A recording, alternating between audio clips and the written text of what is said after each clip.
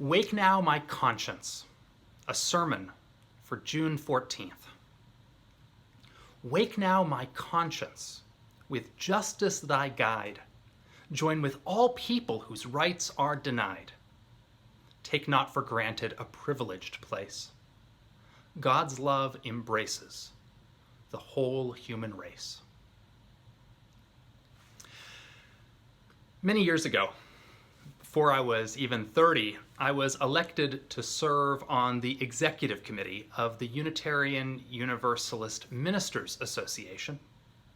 It was an honor to be asked to serve on the body representing the ministry.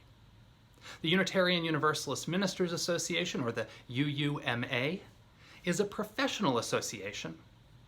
Though it's not technically a union, it's kind of the closest thing that we have to one. So when I arrived for my first meeting with this group, I looked at our agenda and my heart sank. Our first item of business was the adjudication of an ethical complaint brought against a minister. This minister was fairly new to the ministry, and he had engaged in repeated, unethical, and frankly illegal behavior. The details aren't important here. We deliberated, we decided, we acted. It was hard. I felt like I was carrying a rock in the pit of my stomach. And then at a future meeting, we faced another ethical complaint brought against another minister, this time against a well-connected, well-known, quite accomplished minister who had served for quite a long time. Again, we deliberated, we decided, we acted. It was hard. This time I felt like I was carrying a boulder in the pit of my stomach. These two experiences from my own life came back to me recently as I've been thinking about conscience and what it means in these times. Our Unitarian Universalist fifth principle affirms the rights of conscience. What does that mean, the rights of conscience, as well as the use of the democratic process in our congregations and in society at large? There are all sorts of ways in which we can act out our conscience as religious people. We can speak out. We can hold signs, we can show up and march for what we believe in. We can write letters to our elected officials. We can and do work and organize for what it is that we believe in. And yes, those are all ways of exercising our conscience. Sometimes it even takes courage to do those things. But what caused me to remember those stories of having to adjudicate charges of ethical misconduct brought against my fellow ministers was a particular way of being forced to grapple with conscience. This way involved being asked to hold my own group, my own organization, my own profession, people I knew. It involved being asked to hold my own group accountable. It involved being asked to take a stand against someone within my own in-group. At important gatherings of ministers, there's often a hymn we all sing. It's not a hymn that Glenn played for this morning because it talks about the opposite of what I'm talking about. The hymn is called Rank by Rank Again We Stand, number 358. It's a processional hymn. It's full of pomp and gravitas. It's a triumphal hymn which imagines ministers, my group, standing shoulder to shoulder in formation. It imagines us carrying this proud tradition and the legacy of those who came before us, rank by rank. And in making these two decisions to discipline those within our own ranks who were not living up to our own ethical standards. I felt like I was breaking rank in some way. We were breaking rank, breaking our own unity in order to protect the integrity of the group. We were in fact removing some of our own in order to more honestly embody what we stood for. I don't paint myself as a hero. I was just the most junior member of that committee. It was hard. It was sad. It was a heavy weight to carry in the pit of my stomach. And it's that feeling, that act of conscience, as much as anything else that I want to talk about this morning. Have you ever been in a position to follow your own conscience in this way, when doing so meant having to be disloyal to the people with whom you were in relationship with, or felt like being disloyal to the people, felt disloyal to the people you were in relationship with? If you've ever had to do that, you can probably relate to just how hard it can be. It might mean filing a complaint against a coworker who's doing unethical things. It might be criticizing an organization to which you are deeply committed and love deeply. It might mean standing up to or confronting a family member or a close friend. It may even mean taking a stand that makes the group turn against you. Or maybe there was a time when you didn't follow your conscience, ignored it, looked the other way, swept it under a rug. There are so many rationalizations and justifications for doing this. This dynamic I'm describing is interesting and complex and very timely. In this moment in our national life, there have been a series of shocks to the conscience. There are all of these high-profile cases of people breaking rank with those to whom they are connected, which is to say, disrupting group unity for the sake of creating justice and change. And sadly, there are also high-profile cases of groups deciding to close ranks, choosing to stick together, even with an awareness that doing so is unjust. Here are just a few examples. In the news over the past several weeks, a series of prominent generals and admirals, James Mattis, John Kelly, John Allen, Mike Mullen, many more, have issued blistering statements criticizing and condemning the commander-in-chief. I don't want to talk about the content, but I want to talk about this act. Talk about breaking rank. Senior military official after senior military official.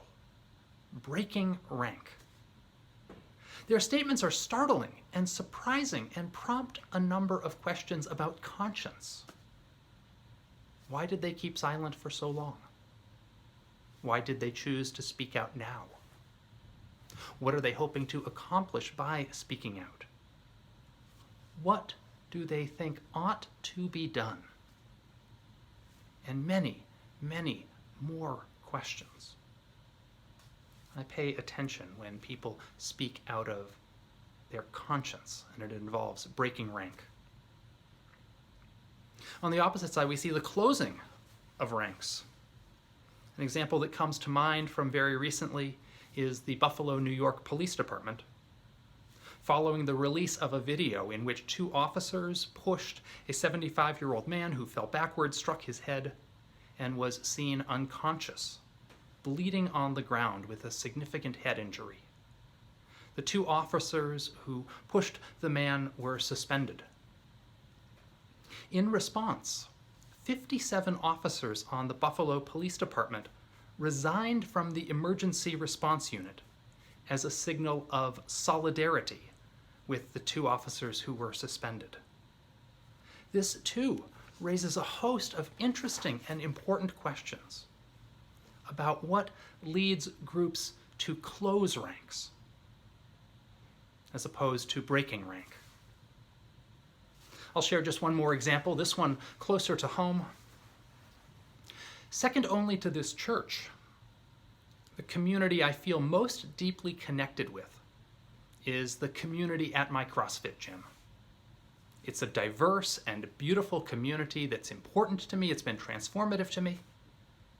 Over the past several weeks, the larger world of CrossFit has been shaken because a guy named Greg Glassman, who was the founder of the sport and the CEO of CrossFit, this guy, Greg Glassman, made a series of racist and gross comments and social media posts in the aftermath of the killing of George Floyd.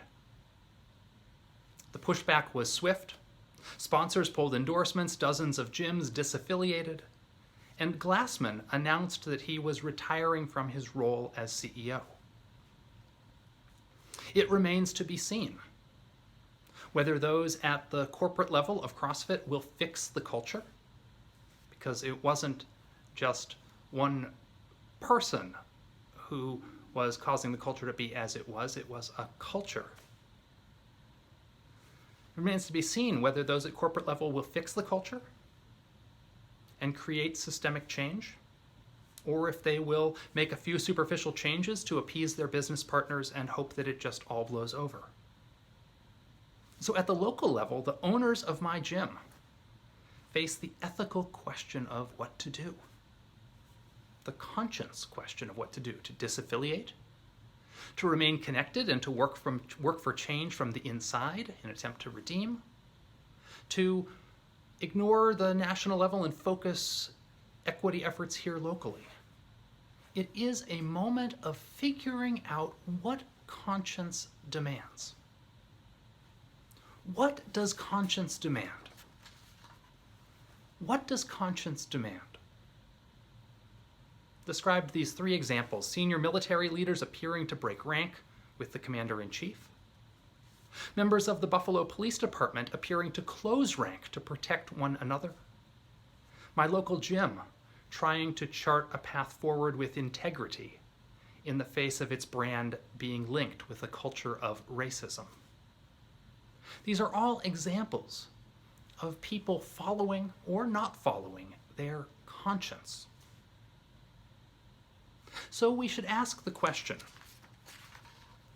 what makes it possible, what makes it likely for people to follow their conscience? And conversely, what makes it more difficult for people to follow their conscience?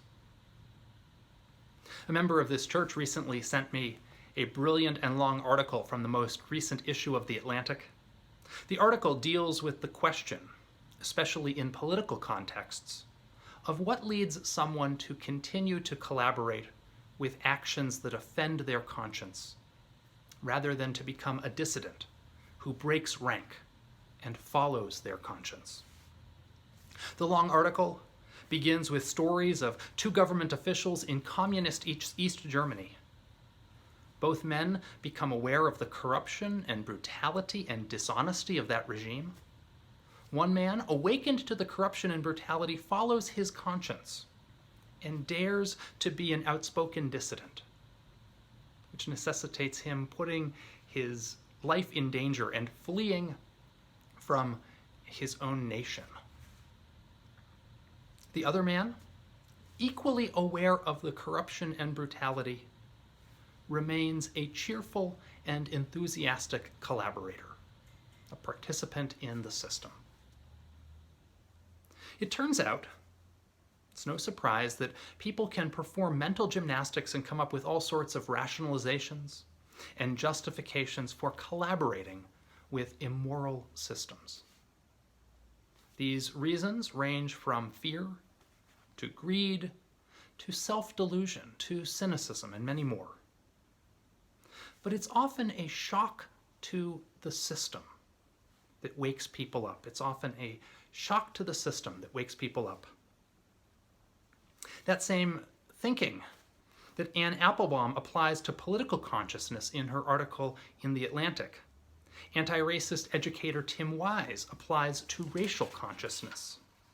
He calls on whites to commit racial treason, that is, to actually break with white racial solidarity, to follow their conscience rather than their comfort. I want to end with a story, provocative story about following conscience. It was a story that a friend once told me. This friend had a family member who was an explicit racist, anti-Semite. He was always sending around written rants and dirty jokes to family and friends that attacked people based on their race, their ethnicity, their religion, broadcasting his backwards opinions. This friend of mine told me that she tried challenging him, tried arguing with him, tried ignoring him. Then one day, she had an awakening. Her family member, she knew, worked for a company where he gave out promotions, bonuses, supervised people, fired people. She had always found him as a personal irritant. He didn't affect her life any other way. But one day she came to a realization that her silence was helping him to perpetuate injustice, because he was certainly applying some of those own views that he shared to his role as supervisor, manager, boss. She made copies of his emails and sent them to the HR department at his company. My silence made me a collaborator, she told me, made me an accomplice. My conscience said that I was no longer willing to be that. What is stirring your conscience these days? Pay attention to that feeling, that uneasy stone in your belly, that uneasy weight that you're carrying. What is stirring your conscience? In the words of Ta-Nehisi Coates, it is easy to look away, to live with the fruits of our history and to ignore the great evil done in all our names. What is stirring your conscience? If you're tempted to sing, rank by rank, again we stand. If you're tempted to sing of standing in rank with people like yourself, you might also sing another one. Wake now, my conscience, with justice thy guide. Join with all people whose rights are denied. Take not for granted a privileged place, for it's God's love that embraces the whole human race. Wake now, my conscience. Look forward to being in conversation and dialogue with you for the living out of our values, for the working for liberation for ourselves and for others. I love you. I'm with you. Shalom and blessed be.